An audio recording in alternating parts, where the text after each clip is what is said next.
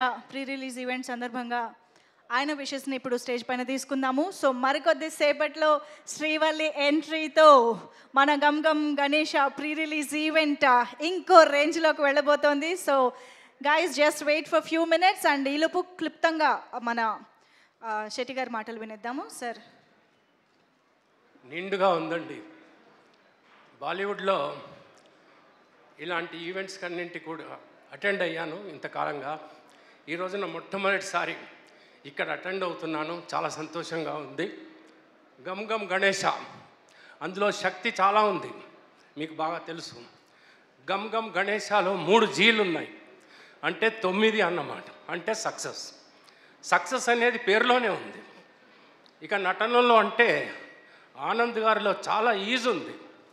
ఇదివరలో ఆయన యాక్ట్ చేసింది ఫ్రస్ట్రేటెడ్ లవర్గా చాలా అద్భుతంగా నటించాడు అతను. అది చాలా నచ్చింది నాకు. కాబట్టే ఇవాళ విష్ చేయడానికి నేను వచ్చాను.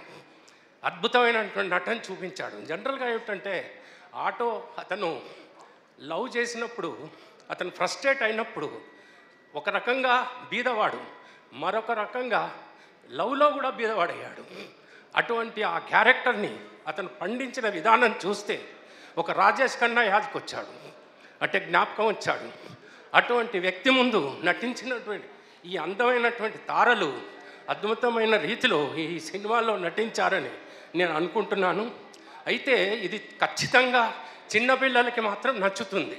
కారణం ఏమిటంటే గతంలో ఈ యొక్క ఎలిఫెంట్స్ సినిమాలన్నీ కూడా సక్సెస్ అయినాయి. ఇక ఇవాళ వీళ్ళు ఏకంగా ఆ గణపతినే పట్టుకున్నారు.